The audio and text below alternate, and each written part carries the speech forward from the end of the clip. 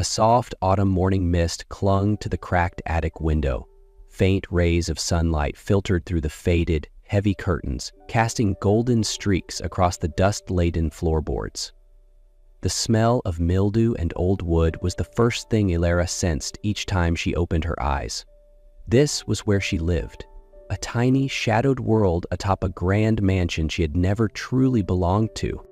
Lara, with the burn scar stretching from her left cheek to just beneath her ear, was the unspoken name in the Langford family, while her twin sister, Serena, was the epitome of beauty and success. Ilara was the forgotten one, the disgrace her mother wished had never existed.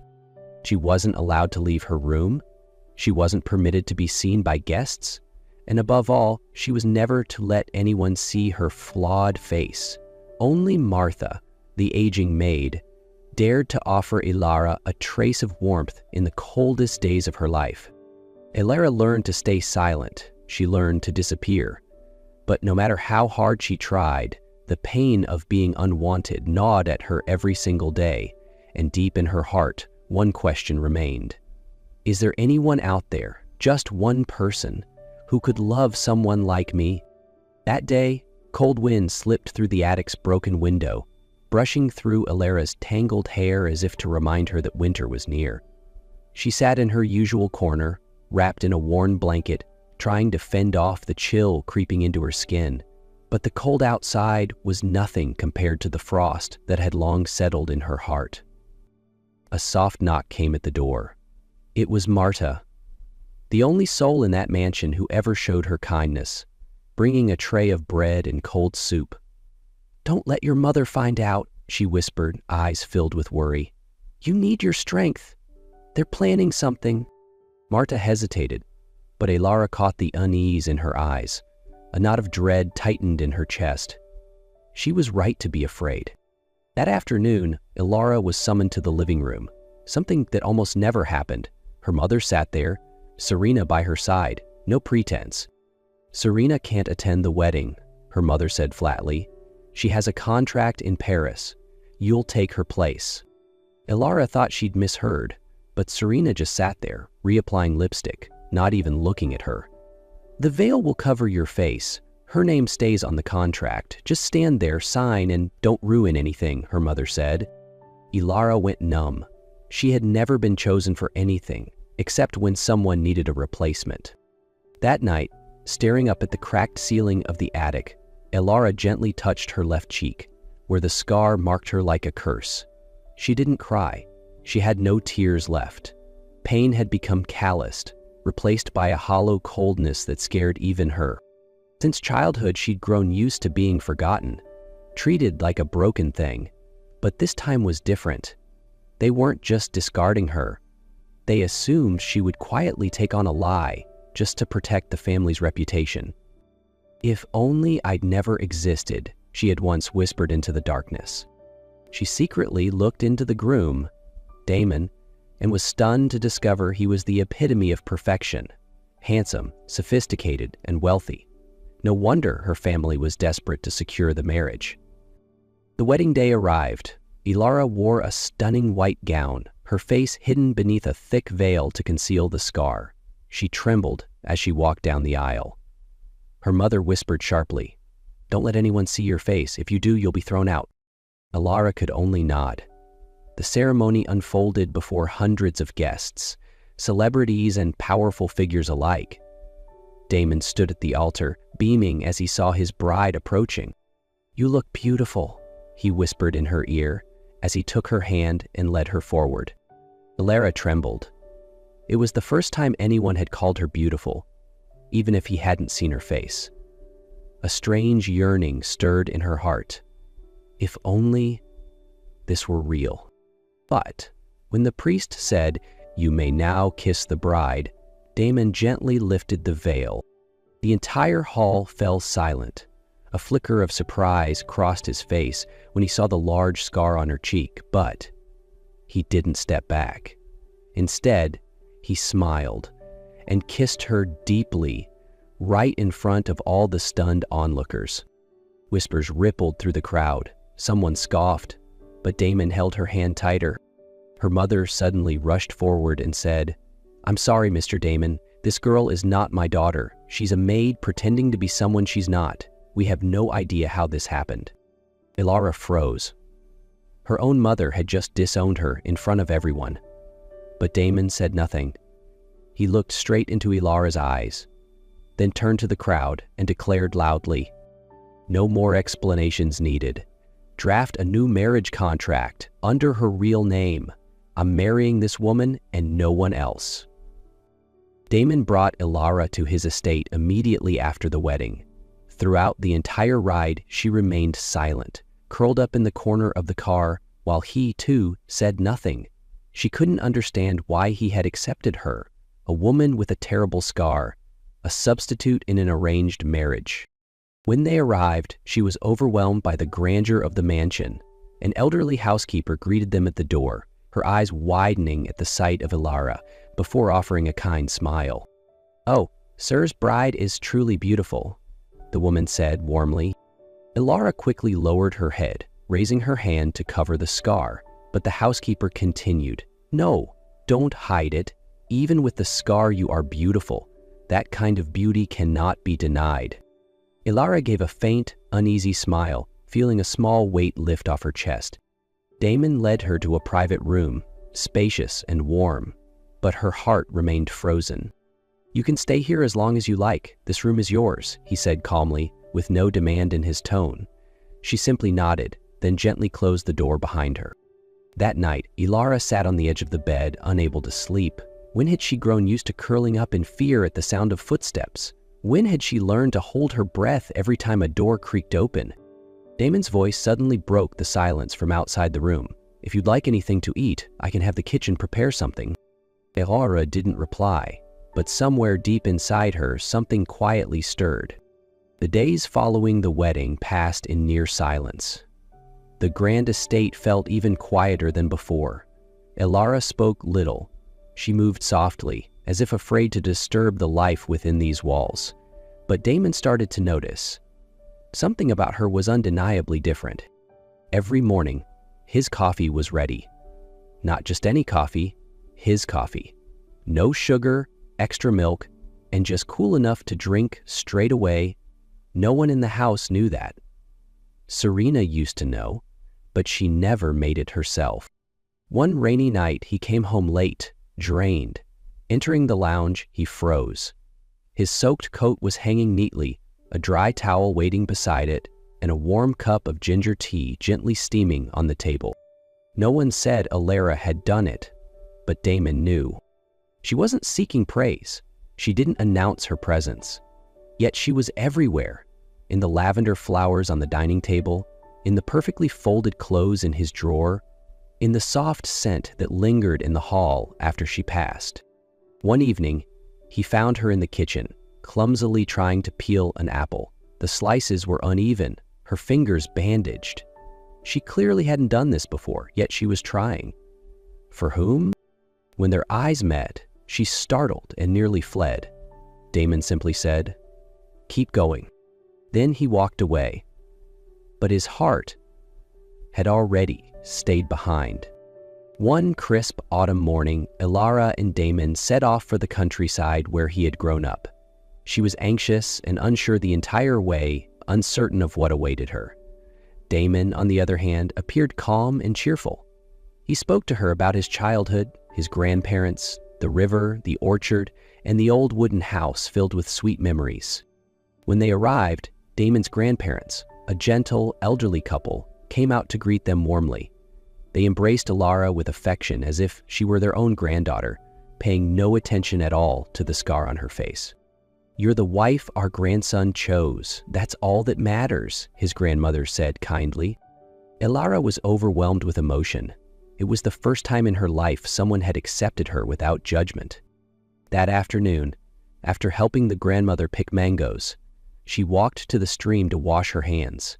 Gazing into the clear water, old memories came flooding back. She remembered the fire when she was just 7 years old, the fire that had changed her life forever. Ilara told Damon, "There was a little boy trapped in a small burning house. No one dared go in. I was terrified too, but I couldn't bear to let him die, so I ran inside. I managed to pull him out, but a large wooden beam fell. I was burned, and my face was never the same again. Damon froze. His heart clenched painfully, and his hands began to tremble. In his mind, memories resurfaced, faint images from that long-ago fire. You were the one who saved me," he whispered. Ilara's eyes widened. "What did you say?" "I was that little boy. I always believed. It was your sister who rescued me because when I woke up in the hospital, she was the only one there. I was wrong. It was you."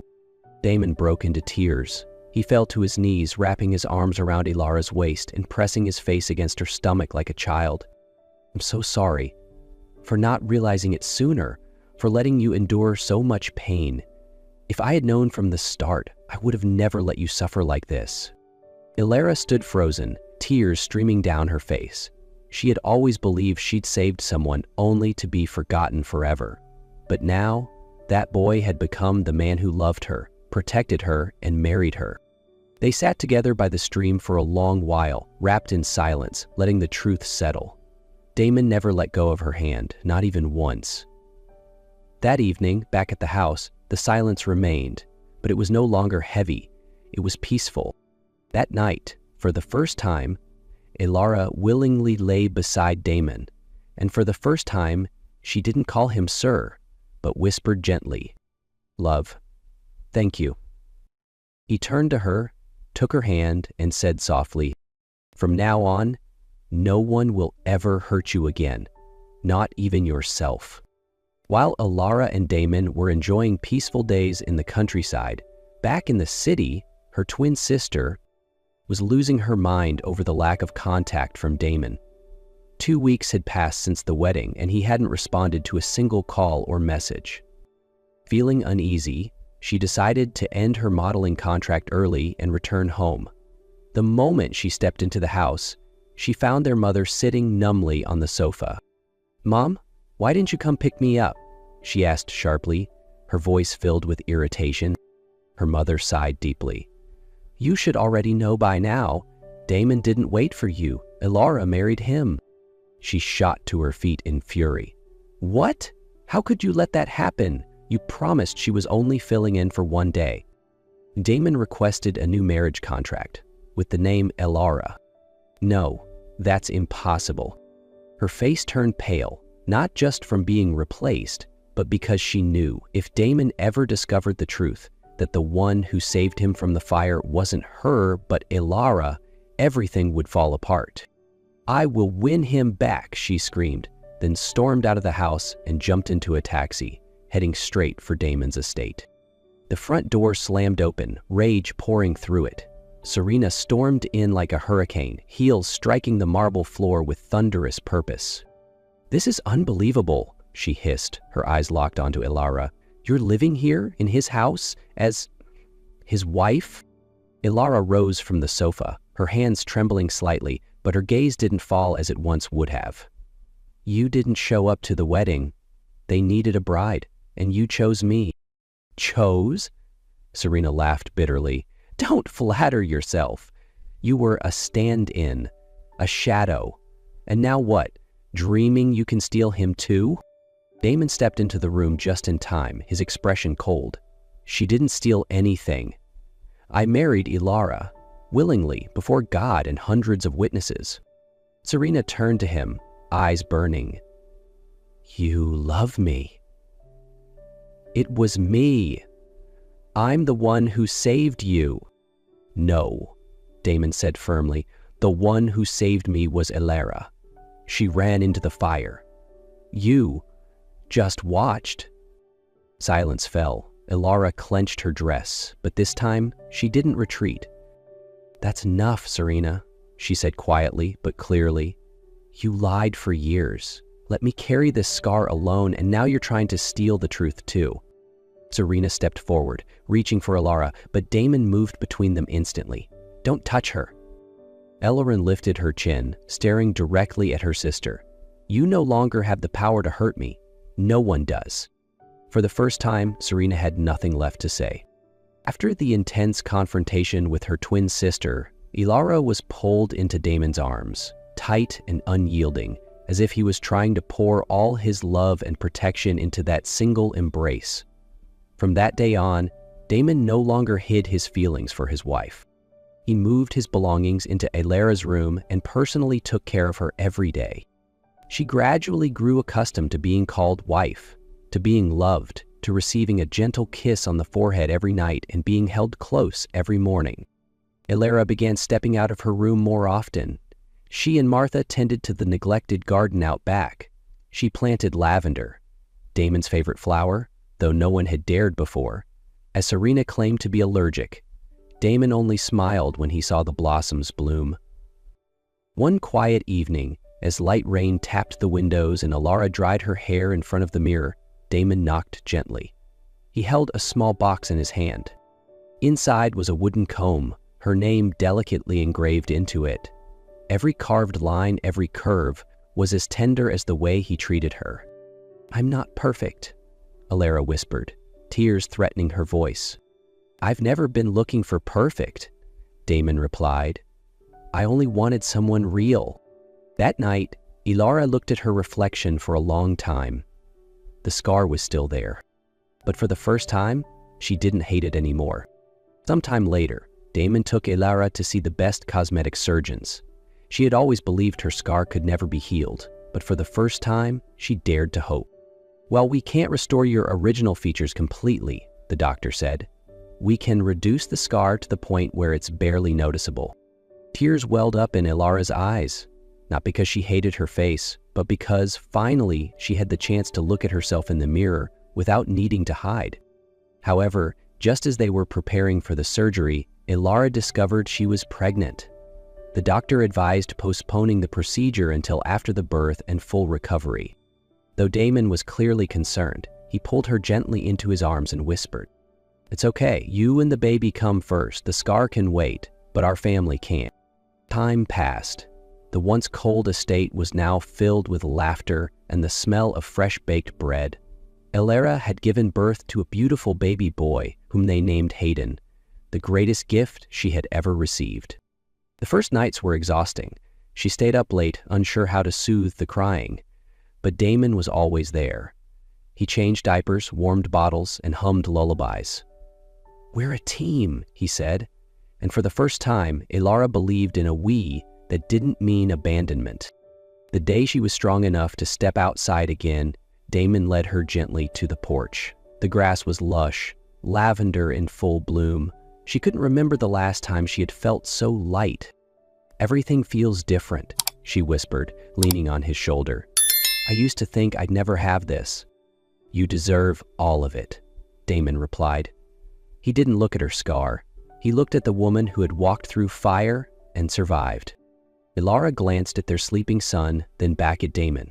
Her eyes were soft, no longer carrying the fear they once did. 1 year after giving birth, Elara finally returned to the operating room.